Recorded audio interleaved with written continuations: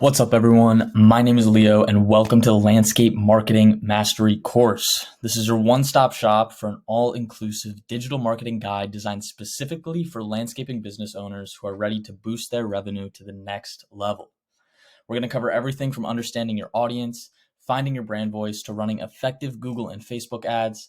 Then we'll also dive into email and text marketing, back-end automations, every door direct mail for flyers, SEO tips and tricks for your website, and positioning yourself in your local community. We'll be tackling these topics one by one in separate videos, but today we're going to be kicking off with understanding your audience. First, why is understanding your audience so critical? This video is going to focus on developing a basic understanding of what makes your customers tick, and while some of it may seem obvious, it's a necessary step to effectively completing the rest of this course. Before we dive into the details, I want to tell you a bit about my journey. I developed a system I call the Client Surge Workflow while working in the office of a $3+ million per year landscaping and tree service company.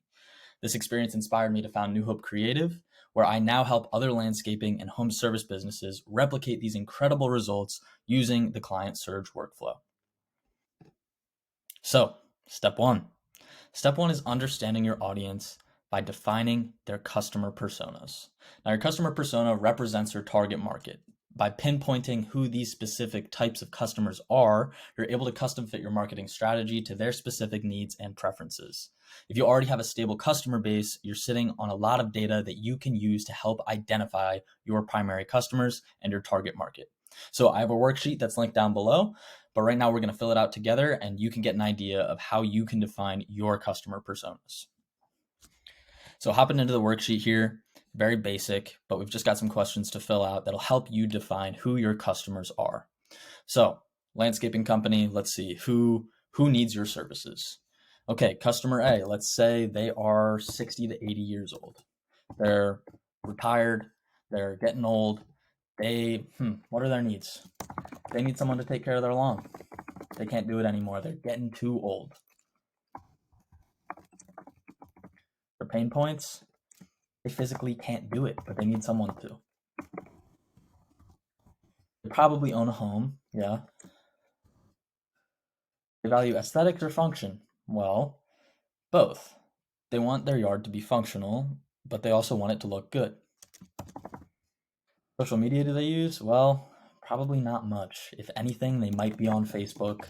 They might be on YouTube. But can you reach them with an email or a text? Probably. And what about your business is most valuable to that age range? Let's see. So if you can do the job for them and they have no problems with your business, that's probably what they want. Easy, no need to do it themselves, and takes the work off their back. All right. Customer B. All right. So let's say busy millennials. They've got a job, they're working, they might have a family, a dog. They don't have time to be taking care of their lawn. So let's say these guys are 30 to say 50. What are their needs? Time effective, easy to use, just gets the job done. Pain points. They don't have the time. Homeownership status. Yeah, they own a house. Aesthetics or function, most likely aesthetics. If they don't have time to be doing work on their lawn, they likely don't have time to be gardening as well. Social media, well, they're probably on Facebook. Who isn't? They're probably on YouTube. They might be on Instagram too. And then where do they see the most value in their business, in your business? You take care of their lawn. They have no issues with you. Same thing. It's easy. Don't need to do it themselves. Spend more time with family. Time's limited. All right, and then customer C is probably going to be property managers, people that have tenants, people that need to take care of their properties. It's not the tenant's responsibility, but they need it to look nice. So say they're 30 to 70 years old. Take care of multiple properties. pain points. They may have had bad experiences in the past. They're looking for someone that can really get the job done well, someone who can do it effectively, easy, make it easy to pay, not a lot of communication, saves them time. So high quality work,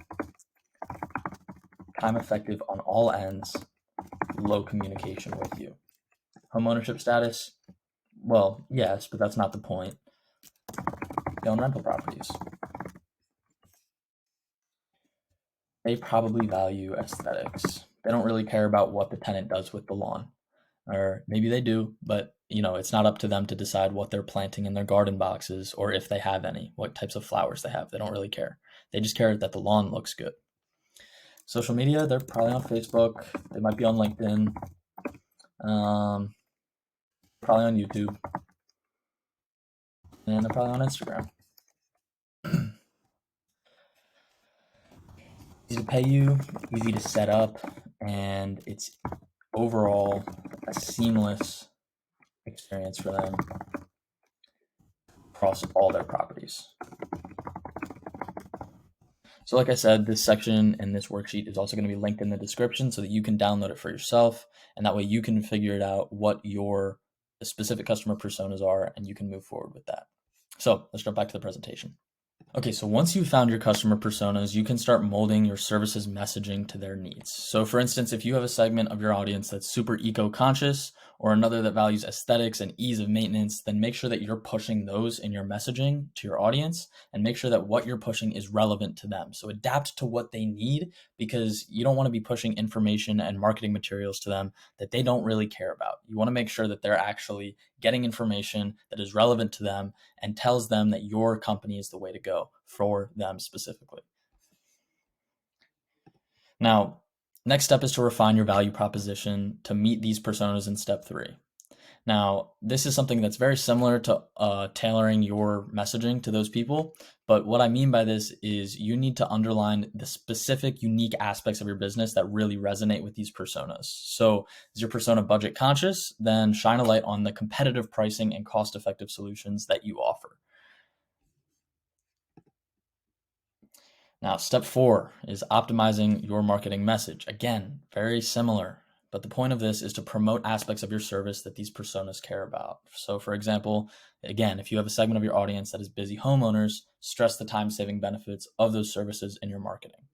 Again, I understand that this is very basic stuff, but you have to have a good understanding of who your audience is for the rest of this course to make sense. So I understand if there's a bit of redundancy here, but please bear with me. It's going to help you get an understanding of who your customers are so that you can effectively target them. That's the big point across all of these platforms, all of these videos that I'm going to be sharing with you, is making sure that you understand who your audience is.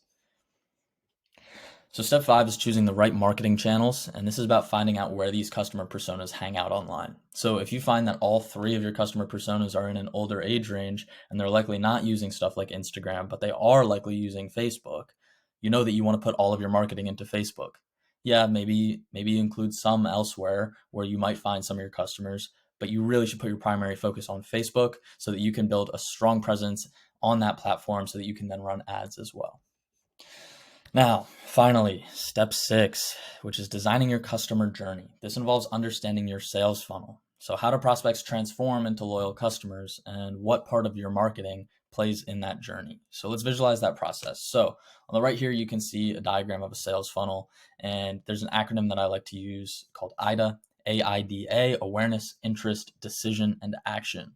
At first, people are not going to be even aware of your brand. They might see you post and okay, now they're aware. How do we move them to interest? And then how from interest do we move them to saying, okay, you know what? I feel comfortable buying from these people.